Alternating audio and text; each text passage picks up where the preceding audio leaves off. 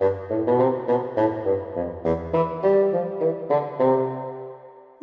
MatPat, how many moons does it take to get to New Dog City? Let's find out. A 1, a 2, a 3. 20 minutes later. 46, 47, 48. 48 sugary moons. Now, if you'll excuse me, I don't feel too well.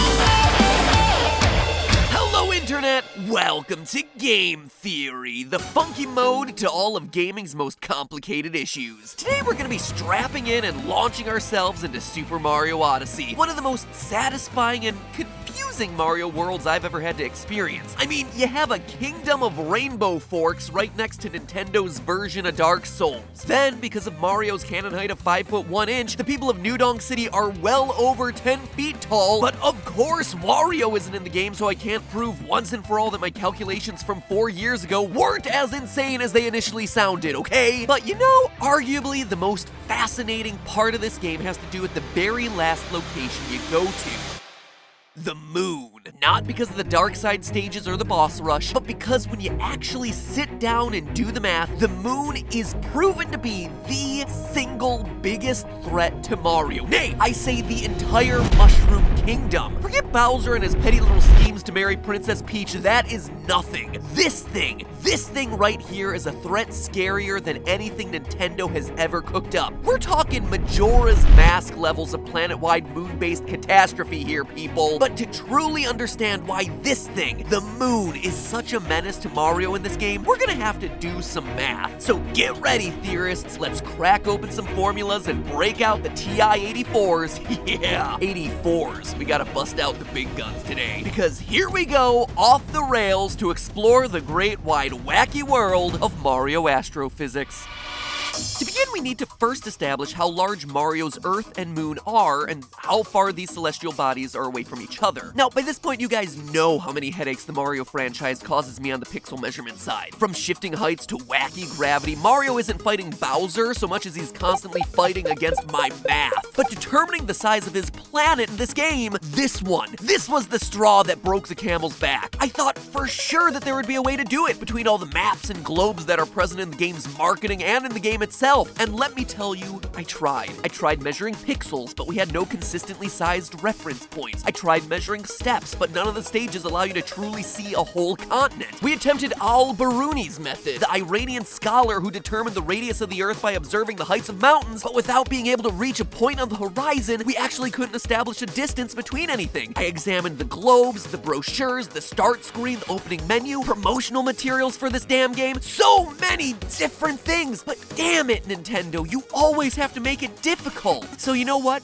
I gave up. You heard that right, I threw in the towel. To my knowledge, there is no definitive way in this game to prove the actual size of Mario's planet and his moon. And I invite you all to try. Consider this the Mario Odyssey challenge. If you figure it out, we can do an episode dedicated to you and your math. And no, let me just nip this one in the bud right now. You can't assume that the hat ship on the overworld map is actual size. That would make the proportions of this globe absolutely absurd, and wouldn't actually match up with what we see in game, where the actual hat ship or Bowser ship are much smaller relative to the actual size of the continent. Just throwing that one out there. Seriously, I feel like I tried everything here. However, just because I gave up on the measurement doesn't mean that the theory itself was in the pooper. Doing this for as long as I have, I know that there's more than one way to skin a Mario. Oh boy, that's a gruesome image. Sorry, that didn't come out right at all. Anyway, the key to this theory is the Roche limit, a theory concept first proposed by game theorist Reddit user Johnson and John Cena. For those of you who don't know, there's a magical distance a moon has to be away from from a planet to remain a moon. Now, what do I mean by that? Well, think about it this way. Any planet or moon is held together by its own gravity, right? That's why all of these things are balls. All the stuff in the planet is being pulled towards the center, making it an orb in space. But remember, everything has gravity. Big things like the Earth, smaller things like the moon, even really small stuff like you or me, we all have those gravitational forces that act on each other. For instance, the Earth, under the influence of the moon's gravity, has whole continents raised about 50 centimeters because of the moon's pull on Earth. And conversely, the moon's surface shifts by about 5 meters towards the Earth in response to Earth's gravitational pull. And to make those facts even more incredible, remember, right now the moon orbits the Earth at an average distance of about 384,000 kilometers, or 238,000 miles. That is how strong the force of gravity is. So that begs the question, what happens when you bring those two objects closer together, where the big object, like the Earth, with lots of gravity, is able to pull even harder on the small object with less gravity, like the moon? Well, something unexpected actually. The moon would get ripped to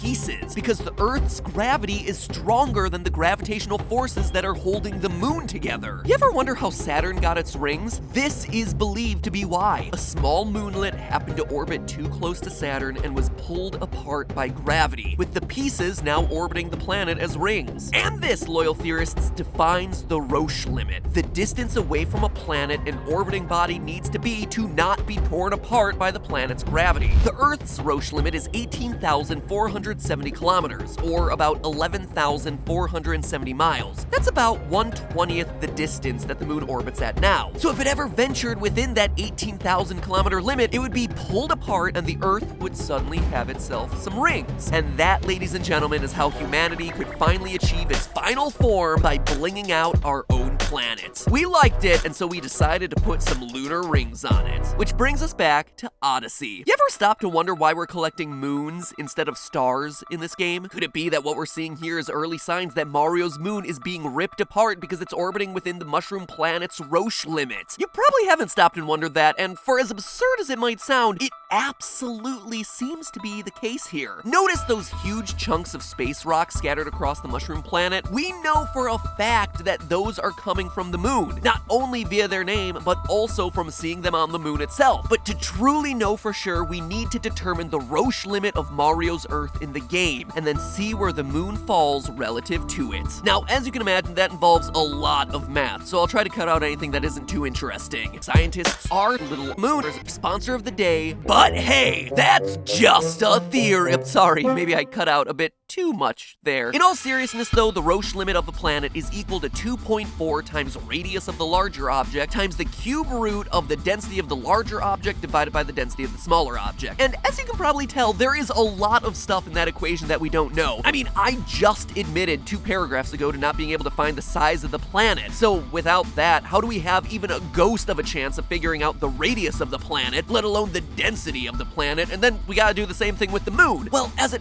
turns out, we don't actually need the exact distances as long as a common unit is used throughout all of these calculations. So stick with me here and let's just base everything off the moon's radius. Give it a variable, let's call it little r. Now, as you zoom out to the overworld map, there are 2 frames where Mario's moon and the planet are side by side. And that's important so perspective doesn't distort their ratios. Taking pixel measurements from both of these frames, we can see that the moon's radius is about 30% of the radius of the planet. Now, earlier when I issued you the Mario Odyssey challenge, I said that the ratios on the screen might not be 100% true, but luckily we can also double check this. In New Donk City, there's a model of the Earth and the moon on the ground in front of City Hall. And wouldn't you know it, but once again, the math checks out. In this model, the radius of the Earth is determined to be 3.3 moon radii.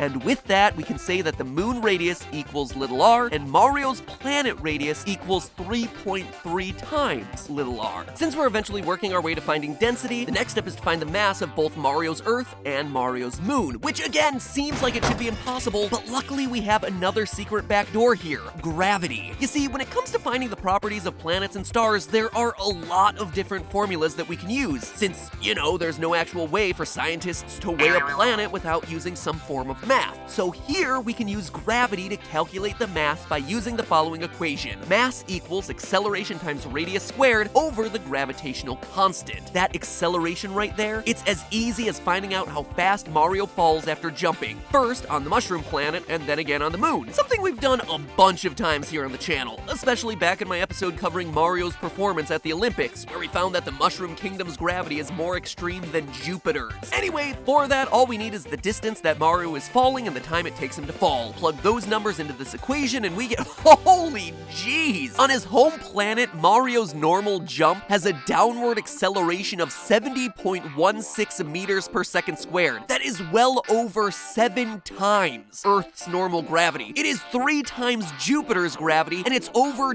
double what it's been in any other 3D Mario game. If you're wondering why Mario feels heavier and falls faster in this game, well then, there you go. It's not Mario packing in the cannoli, it's his planet putting on the poundage. We do the same thing on the moon and we get an acceleration of 11.74 meters per second squared, 1.19 g-forces, which is pretty incredible when you think about it. This right here, this is how much Mario would be able to jump if he were subjected to our measly gravity. Now with those accelerations in hand, we go all the way back to mass for both the planet and the moon. Since this is just some basic calculations, let me just burn through this quickly by speeding things up. Jumping the acceleration numbers, making sure to leave 3.3 r for radius of the planet when calculating for Mario's Earth, and just regular old little r when calculating for the moon, and we get ourselves a mass of 1.14 times 10 to the 13th r squared kilograms for the planet, 1.75 times 10 to the 11th r squared kilograms for the moon. Now with the mass and radius of each body determining the density, the final part of the Roche limit equation is a snap. Density, remember, is just a trip to the DMV. D equals m over v, mass of the object divided by the volume of the object. Volume of the sphere, which applies to both the moon and the Earth, is calculated at 4/3 pi radius cubed. I won't bore you with the math, it's basically 150.53 r cubed for the Earth and 4.19 radius cubed for the moon, which leads to densities of 7.6 times 10 to the 10th divided by the radius of the moon for the Earth and 4.1 times 10 to the 10th divided by the radius of the moon for the moon. And that finally means that we have all the variables that we need for the Roche limit equation. As a reminder, the Roche limit of a planet is equal to 2.4 times the radius of the larger object times the cube root of the density of the larger object divided by the density of the smaller object. Therefore, the Roche limit of Mario's planet is 2.4 times the radius of the larger planet, which is 3.3 r, since remember, it's 3.3 times the radius of the moon times the cube root of that mess of densities that we just calculated. Don't forget that when you divide a complex fraction, you multiply by the inverse, so those little r's cancel out over there as well as those 10 to the 10ths. You got all that? No? Perfect. Don't worry, you didn't miss a thing. Running through all of those numbers, we see that the Roche limit is equal to 9.66 moon radii. In other words, thanks to all the math that we just ran through, we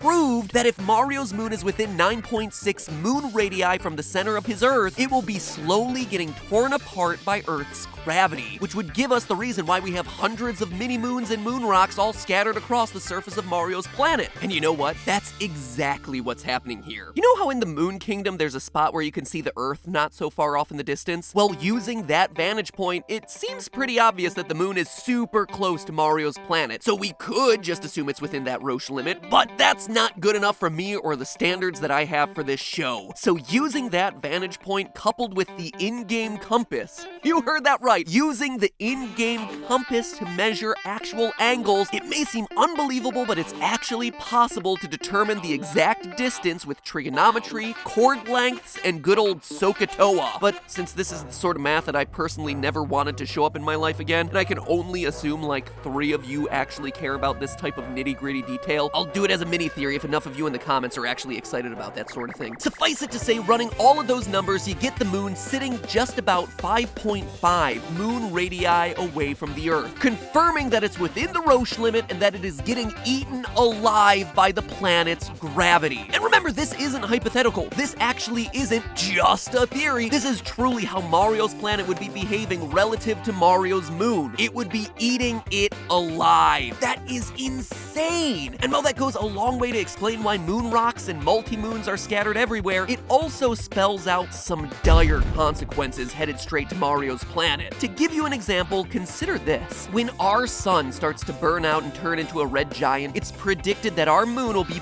pulled out of orbit and it'll be pulled closer to Earth, crossing the Roche limit. At that point, it'll be torn apart. On the plus side, it'll give our planet a cool temporary ring. On the downside, it'll shower the planet with huge pieces of moon debris, destroying all sorts of land, throwing tides into chaos, and sending the planet into another wave of extinction as space rocks crash into the surface around the world. Because yeah, while some of those chunks will orbit as pretty little rings, most of it'll just get pulled down by gravity onto the Earth's surface. And that is the fate that Mario Odyssey has already started to allude to for the Mushroom Kingdom. And that is the fate that is determined for it based on the science. And it certainly doesn't help that in the final battle, Mario speeds this process along by destroying huge chunks of the moon's core. So enjoy running around to collect those moon rocks while you can, Mario. Pretty soon you won't have a choice as they hurtle themselves towards you. Maybe that's why in Kirby and the Crystal Shards, shiver Superstar is a cold, dead Earth. Maybe that's why in Kirby Superstar you see Mario traveling the galaxy. He's looking for a new home. Who knows? But all of that needs to be fleshed out in another episode. Wow, so that was a script full of numbers. And speaking of numbers, you know what numbers I'm most excited by? Money-saving numbers. Or I guess that's a stupid way of me saying numbers of dollars I'm saving when I make purchases. And you know the easiest way to save money while making purchases online? With our sponsor of the day, Honey. Honey is a free browser extension that automatically finds the best coupons on the web, so you get the best prices on everything that you're buying online without having to lift a finger. It is free, it takes 2 clicks to install, and from that moment forward, it's gonna be saving you hundreds of dollars on the stuff that you're buying online. And I really do mean that. A lot of other products would be like, oh, we only work on these obscure websites that you're never gonna use, but that's not the case with Honey. Honey actually works on all the biggest websites, saving you money on everything from pizza to plane tickets to literally anything that you buy on Amazon.